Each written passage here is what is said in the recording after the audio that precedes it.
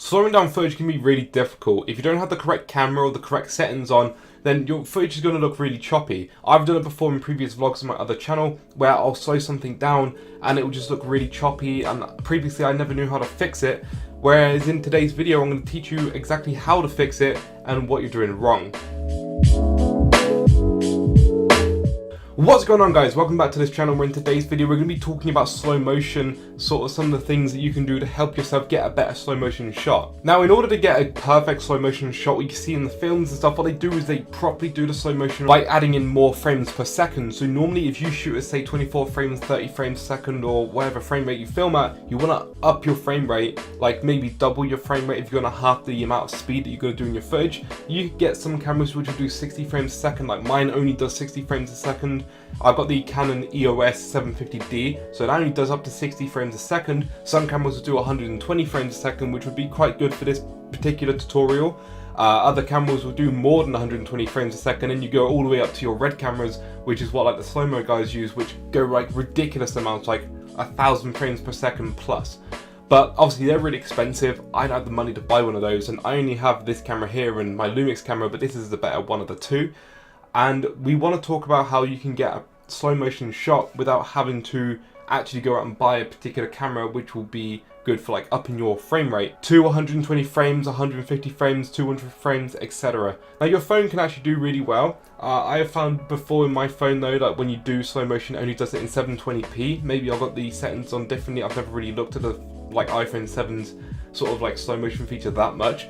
It does look really cool on the iPhone, but once you put it onto your computer, I have found before in previous videos that it doesn't look right. Like on the computer it seems to lose a lot of quality, and then like it just ruins it. So I don't like to use my phone for slow motion for that reason. If I want to just use it to show my friends on my phone to sort of like show off a really cool shot, then sure, like I'd love to use it, or maybe even might use it on my Instagram. But as soon as I put it up onto a video onto YouTube or on Premiere Pro, it loses a lot of quality in my opinion. That's something that I need to look into, to be honest, but it's something that I've previously worked with and was quite disappointed when I had some really cool looking shots which then looked really bad on Premiere Pro. Now we've established that in order to get a proper slow motion shot, you need to really up your frame rate. If you do that, perfect, and you don't really need to do much else. But if your camera has limitations like mine does, and you can't really do a proper 120 frames a second or more frame rates a second than like your average 30 or 60 frames a second, then there are ways around it. We're going to go into Premiere Pro right now. Now I filmed a few clips earlier on today just to get a few little clips that I thought would look cool in slow motion. Some of them are going to have sort of errors with them. We'll find out in a minute why that is. Others are going to look a little bit better. So we've got the first one here where I'm just flicking a load of cards up in the air. Side note, for the amount of cards I have, I'm terrible at like handling cards. So this is the pack I use, which is a Thor pack. I didn't realise how many packs of cards I have. I have that one from New York, San Diego, that one from somewhere in America, M&M's from New York again, Los Angeles, Tim Burton cards from God knows where, San Francisco, Hawaii, Invisible playing cards, Las Vegas, Route 66, Grand Canyon, pack of cards from, I don't know if you can see that, the MoMA Museum in New York again. I don't know why I got so many from New York, the Canary Islands, Amsterdam, and yeah, I think that's about it. I've got a ridiculous amount. Look. That's only some of them. And that's more. I should probably do more videos with playing cards. I should probably try and figure out how to use them properly, because like I said, I am bad at handling cards. I wanted to really do the shot where you flick them from one hand to the bottom and you catch them in your bottom hand. I simply just wasn't good at it. So we're going to go back into Premiere Pro. And instead I decided to do this shot, which was just 52 card pickup basically, and straight after that I had to then pick up all the cards, so that was really fun. But anyway, we got that shot right there. We want to right click, go to speed and duration. You got your speed, your reverse speed, which is basically gonna reverse this clip, and in this particular instant I'm gonna reverse the clip because why not. Maintain audio pitch, so rather than speeding it up then everything's sounding really like high pitch, you can maintain audio pitch and everything will sound better. We're not even going to look at audio today though, because again it's easier to work without audio. And then you got ripple edit, shifting trail clips. We're not even going to bother about that today. And then time interpolation, which we're going to look at in a minute. Speed, we're going to go down to 50. When you go to 50 it'll slow it down. When you go down to 200 it'll speed it up. We want to slow it down to 50. That's half the speed. That means it extends the clip so there's more of it to play, so it lasts longer. So what we've got now is something that looks like that.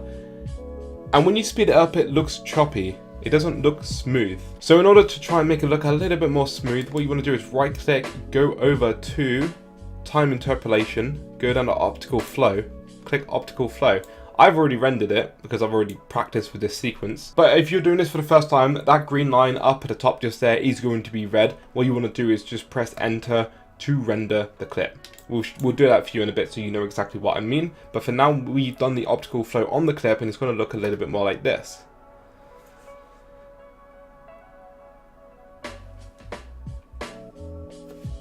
So it looks smooth. The only issue is because of the background and everything, because of the cards, like they're quite colourful.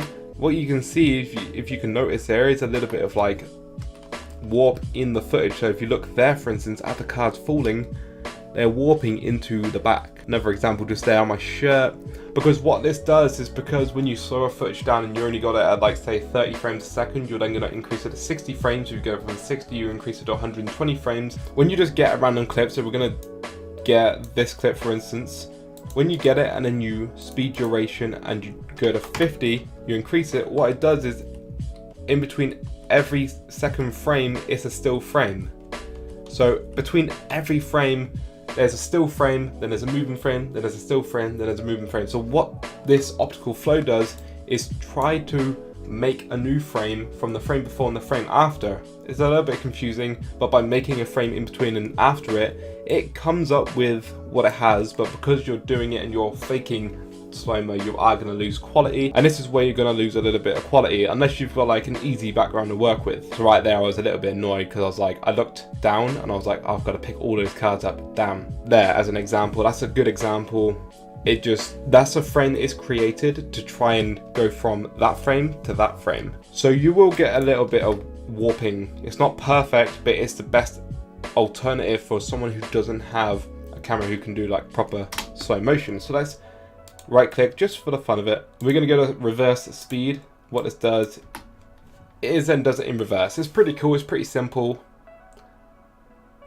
And you don't even need to do this in slow motion if you don't want to. If you want to reverse a video, you go to speed duration, we put it back at 100. We need to mark it.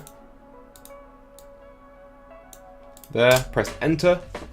I'll be back in a minute. So once it's done rendering, you'll have obviously a clip that's going to play smoothly, and you got this.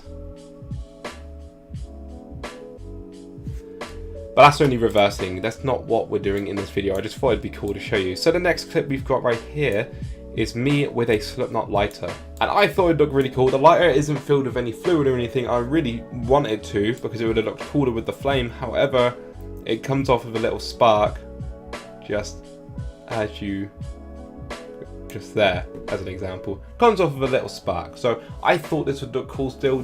What we're going to do is again get the clip, speed duration, we're going to go down to 50. We're going to go right click, time interpolation, optical flow, and again I've already done it so I don't need to do the rendering process because I've already practiced with this clip. What you've got is that. Now at the beginning this clip looks horrible. Look at that, you can tell when it's playing full motion. Look as that. Because there's not a lot of information in the frames to begin with, my lights shine off this lighter really badly, so then when it comes to turning and the computer's trying to make up these frames, it just looks absolutely terrible. As you can see there, trying to make these frames, and it just doesn't do a good job until the lighter is in proper lighting, is in proper focus. We play it, and this is the slow motion version. Looks alright.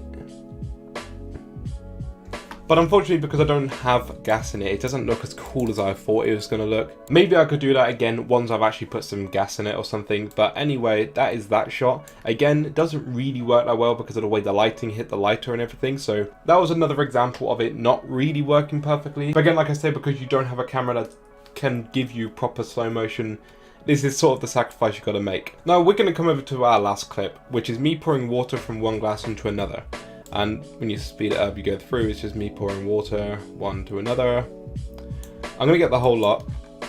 I'm going to right click, that's audio gain. We're going to go speed duration. We're going to go 50. We're going to go down here, because you could do it in here as well. So time interpolation, go down to optical flow and press OK. And we're going to mark in and out. Then we're going to press enter. I'll be back in a minute. Okay, so as you can see here, the footage is slowed down. We've already done the time interpolation, so it should look quite smooth. And I just thought pouring water from one glass into another would look pretty cool because you got like the bubbles in the water. And as you can see there, fairly smooth with the water being poured. I think I'll do this 4 times. So we're going to go to the next one. It's me pouring some more water. I wanted to get like a cool shot. That one looks pretty cool in my opinion.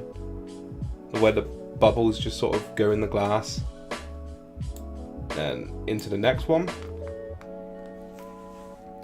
So trying to get it into the shot, obviously. Trying to angle the glasses just right for it to look cool.